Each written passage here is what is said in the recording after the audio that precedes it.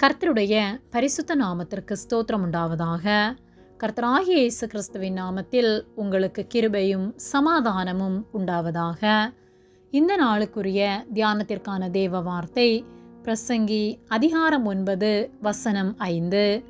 உயிரோடு இருக்கிறவர்கள் தாங்கள் மரிப்பதை அறிவார்களே, மரித்தவர்கள் ஒன்றும் அறியார்கள். இனி அவர்களுக்கு ஒரு பலனும் இல்லை. அவர்கள் பேர் முதலாய் மறக்கப்பட்டிருக்கிறது. பிரியமானவர்களே, கர்த்தருடைய பிள்ளைகளாகிய நாம் நீதி செய்கிறவர்களாய் அநியாயத்திற்கு விலகி கர்த்தருக்கு கீழ்ப்படிந்து கர்த்தர் விரும்புகிற வாழ்க்கை வாழ வேண்டும். கர்த்தருடைய நாமத்தை மகிமைப்படுத்தி அவர் பேரை பிரஸ்தாபப்படுத்துகிற வாழ்க்கை நாம் வாழ வேண்டும். பிரசங்கி 9:5 உயிரோடு இருக்கிறவர்கள் தாங்கள் மரிப்பதை அறிவார்களே, மரித்தவர்கள் ஒன்றும் அறியார்கள். இனி அவர்களுக்கு ஒரு பலனும் இல்லை. அவர்கள் பேர் முதலாய் மறக்கப்பட்டிருக்கிறது என்று சொல்லப்பட்டுள்ளது. உயிரோடு இருக்கிற நாம் என்றாவது ஒரு நாள் நிச்சயமாக மரிப்போம். நம்மால் நிரந்தரமாக இந்த உலகத்தில் இருக்க முடியாது. மரணத்திற்கு பின்பு நாம் ஒன்றும் அறிய மாட்டோம்.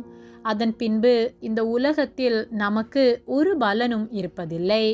1 பேதுரு 4:5 உயிரோடு இருக்கிறவர்களுக்கும் மரித்தோர்களுக்கும் நியாய தீர்ப்பு கொடுக்க ஆயத்தமாயிருக்கிறவருக்கு அவர்கள் கணக்கொப்புவிப்பார்கள் என்று சொல்லப்பட்டுள்ளது. மரணத்திற்கு பின்பு ஒரு வாழ்க்கை உண்டு. அதன்படியாக நித்திய ஆக்கினையும் நித்திய வாழ்வும் நாம் அடைவோம். நித்திய வாழ்வை நாம் அடைவதற்கு மரித்த பின்பு நாம் எதையும் செய்ய முடியாது. ஆனால் உயிரோடு இருக்கும்போது நாம் வாழ்கிற வாழ்க்கை நிமித்தமாய் நாம் நித்திய ஆக்கினை அடையப் போகின்றோமா, இல்லை நித்திய வாழ்வு நமக்கு கிடைக்கப் போகின்றதா என்று தீர்மானிக்கப்படும்.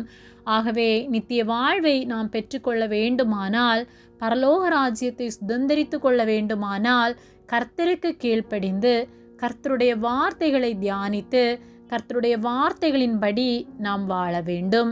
நற்கிரியைகள் செய்து நற்சாட்சியுள்ள வாழ்க்கை வாழ வேண்டும். கர்த்தருக்கு கீழ்ப்படியாமல் அநியாயம் செய்து அநீதியுள்ள வாழ்க்கை வாழ்ந்து பிறரை காயப்படுத்தி கடினப்படுத்தி நாம் வாழ்வோமானால் நமக்கு நித்திய ஆக்கினை உண்டாகும். ஆகவே நாம் வாழ்கிற நாட்களில் நமக்கு மரணம் உண்டு என்பதை அறிந்து, மரித்த பின் நமக்கு ஒரு வாழ்வு உண்டு என்பதை அறிந்து அதற்கேற்ற கிரியை செய்வோம். மனிதன் செய்கின்ற கிரியைகளுக்கு தக்கதாக அவனுக்கு பலன் உண்டாகும் என்று வேத வார்த்தை சொல்லுகிறது. வெளிப்படுத்தும் விசேஷம் 22:12 இதோ சீக்கிரமாய் வருகிறேன், அவனவனுடைய கிரியைகளின்படி அவனவனுக்கு நான் அளிக்கும் பலன் என்னோட கூட வருகிறது என்று சொல்லப்பட்டுள்ளது. ஆகவே நாம் செய்கின்ற கிரியைகளை கவனித்து செய்வோம்.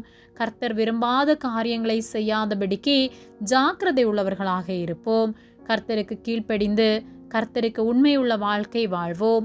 பரலோக ராஜ்யத்தை சுதந்திரித்துக் கொள்வோம். ஆமேன். ஜெபம்.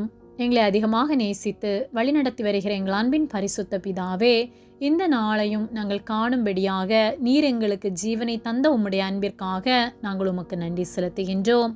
நாங்கள் தியானித்த வார்த்தையின்படியே நாங்கள் ஒரு நாள் மரிப்போம் என்பதை அறிந்து உயிரோடு இருக்கிற நாட்களில் நீதியுள்ள வாழ்க்கை வாழ்ந்து உமக்கு பிரியமான காரியங்களை செய்து உம்முடைய நாமத்தை மகிமைப்படுத்தி பரிசுத்தமாக எங்களை காத்து கொள்ள நீர் எங்களுக்கு உதவி செய்யும்படியாய் ஜெபிக்கின்றோம். ஒருபோதும் நீர் தந்த பரிசுத்தத்தை இரட்சிப்பை நாங்கள் இழந்து விடாதபடிக்கு நீர் எங்களை காத்து நடத்தும்படியாய் ஜெபிக்கின்றோம். உதவி செய்கிற அன்பிற்காக நன்றி செலுத்துகின்றோம். எங்களை உம்முடைய கரத்திலே தாழ்த்தி ஒப்பு கொடுக்கின்றோம்.